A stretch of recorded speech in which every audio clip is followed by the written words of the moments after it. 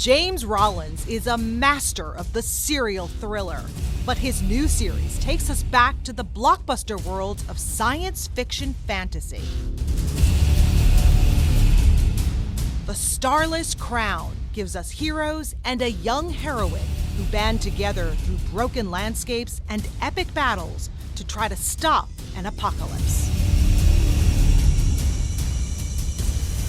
And along the way, Rollins reminds us why he's so good at captivating readers. As soon as this first book in the MoonFall Saga was released, it hit the New York Times bestseller list. This is a new world. You built a new world for this novel. Tell us about this. It's the first in a 4-part. This is book 1 of the MoonFall Saga, and why it's called the MoonFall Saga is that the story takes place on a planet that is tidally locked. Our moon is tidally locked around our planet, which means one side of the moon always faces the Earth. One side is internally in darkness, and this planet orbits its sun the same way. One side of the planet is blasted by the sun and burnt. The other side is forever locked in frozen darkness. And when that cataclysm occurred, very few survivors. They fled to the only habitable area of that planet, which is sort of the twilight band between the fire and ice, the temperate area where you can actually sort of survive. And I got the idea for that story initially just because I thought, I read about that in an astrophysicist's book about tidally locked planets. I thought, that's really cool. I thought, can anybody live on that planet? And so I talked to astrophysicists and said, yeah, you actually could. Because of some of the thermodynamics of the planet, there will be a band that's actually theoretically habitable. So then I thought, well, that'd be a cool place to build a world. And so I started over about a decade doing Post-it notes, scrawled notes, very crude maps. There's beautiful now maps of the book that are rendered by Saria Corcoran, a great cartographer. And so I just sort of piecing it together, playing with it in my head. And then I began to sort of see characters that can occupy that world, and it began sort of snowballing. And I remember approaching my agent about 7.5 years ago. I sent him an email. I still have that email.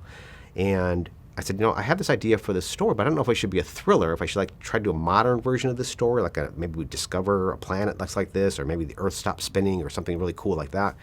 Or should I do a fantasy? And he was like, well, you're known as a thriller writer. Maybe you should just, do what you do best and do the thriller. But they said, then I laid out the story, which I'm not going to tell you all. The big tent poles that are going to hold up the story and how it ends and how it resolves. And he goes, oh, that is so cool.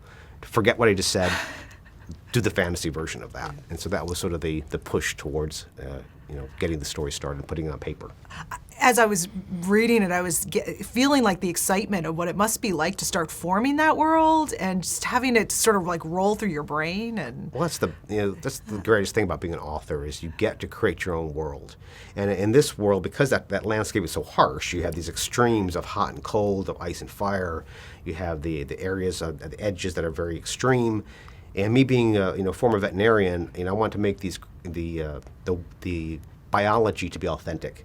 So I consulted with xenobiologists. I leaned on my own background to try to think of how would life evolve in those harsh niches. And so I began building this whole bestiary that's going to fill this book. Some that are very helpful to the populace that's still surviving, others that are quite hostile.